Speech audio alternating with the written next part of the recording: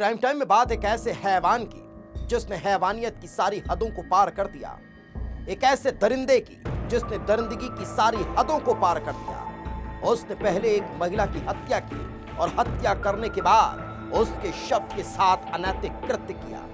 इससे भी उसका मन नहीं भरा, उसने महिला के टुकड़े टुकड़े कर दिए और उसके बाद भी अपनी हवस का शिकार उस डेड बॉडी को बनाया। आखिर कैसे इस दरिंदगी को अंजाम दिया गया, इस रिपोर्ट में देख लीजिए।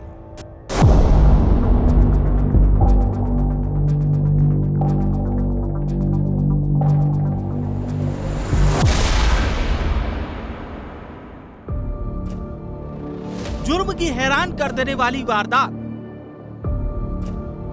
क्रूरता की हद पार करने वाला दरिंदा, शव के साथ दरिंदगी की हदें पार, साइको किलर या वहशी नर पिशाच।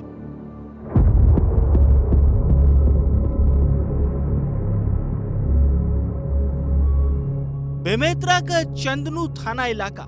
7 जुलाई की शाम को इलाके के गांव से एक 50 साल की महिला अचानक गायब हो गई। परिवार और पुलिस तलाश करती है, लेकिन महिला का कोई पता नहीं चलता और जब कुछ पता चलता है तो लोगों की रूह कांप उठती है। 2 दिन बाद महिला की लाश टुकड़ों में नदी में मिलती है। 2 गठरियों में लाश को बांधकर फेंका गया था। एक गठरी में हाथ और पैर बंधे थे तो दूसरी गठरी में लाश का बाकी हिस्सा। महिला की हत्या कर लाश को टुकड़ों में काट कर फेंका गया था। लेकिन सवाल यही था कि आखिर इतनी जघन्य वारदात को अंजाम किसने दिया? आखिर किसने महिला की हत्या की? कौन है वो हैवान जिसने हत्या करने के बाद इतनी क्रूरता से शव को काटा होगा? पुलिस हैरान थी क्योंकि ये किसी सामान्य इंसान का काम नहीं हो सकता था।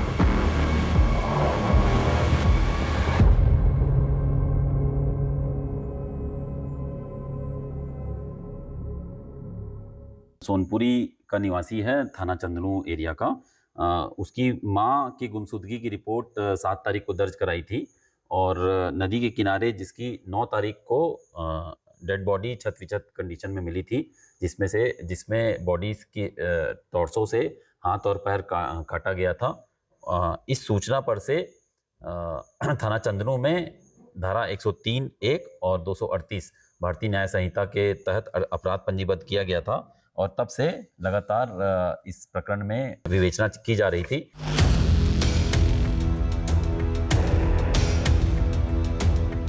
पुलिस जांच में जुटती है, सीसीटीवी खंगाले जाते हैं, जिनके आधार पर राम प्रसाद सोनवानी और बंगाली पर शक होता है, क्योंकि घटना के दिन राम प्रसाद वैसे ही पोटली लेकर जाता हुआ दिखाई दिया था जैसी पोटली में महिला की लाश मिली थी। घटना के बाद से राम प्रसाद फरार था।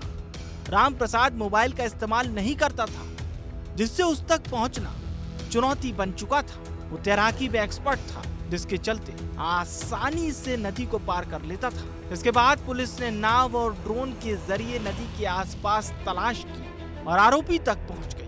और जब उससे पूछताछ हुई तो कुछ ऐसा खुलासा हुआ कि पुलिस के पैरों तले जमीन खिसक गई, क्योंकि जिस क्रूरता से उसने लाश के टुकड़े किए थे उससे कहीं ज्यादा खौफनाक उसकी करतूत थी। और उसकी वजह थी सिर्फ एक पुरानी रंजिश, जिसमें उसने वहशीपन की सारी हदों को पार कर दिया। राम प्रसाद की महिला के पति से पुरानी रंजिश थी और इसी के चलते 7 जुलाई को वो महिला के घर में घुसता है, उसके साथ रेप करने की कोशिश करता है। लेकिन जब महिला ने विरोध किया तो राम प्रसाद ने बेरहमी से उसकी हत्या कर दी। लेकिन हैवानियत का ये खेल यहीं नहीं रुकता। वो बदले की सनक में वहशी दरिंदा बन चुका था। उसने वहशीपन की सारी हदों को पार करते हुए लाश के साथ एक बार नहीं बल्कि 2 बार दुष्कर्म किया और फिर लकड़ी काटने वाली आरी से लाश को कई टुकड़ों में काट दिया। लाश घर में ही रखी हुई थी, रात बीत चुकी थी, लेकिन वहशीपन का ये खेल अभी खत्म नहीं हुआ था। राम प्रसाद अब सबूत मिटाने के लिए दोबारा महिला के घर जाता है। वो लाश को फेंकने के लिए पहुंचा था, लेकिन लाश को नदी में फेंकने से पहले वो भेड़िया लाश के टुकड़े के साथ भी गलत हरकत करता है।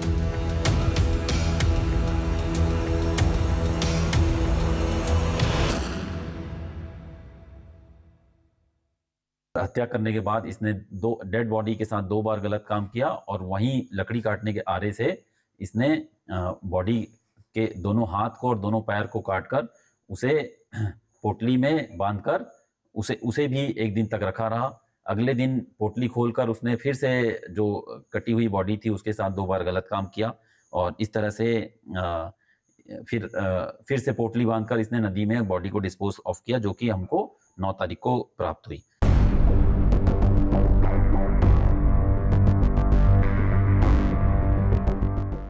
उस हैवान की क्रूरता पुलिस को अंदर तक हिला रही थी, क्योंकि रामप्रसाद की शक्ल में जीता जागता एक जानवर खड़ा था, जिसके अंदर संवेदनाएं और इंसानियत नाम की चीज ही नहीं थी। पुलिस हैरान थी, आखिर कोई लाश के टुकड़ों के साथ भी इतनी दरिंदगी कैसे कर सकता है?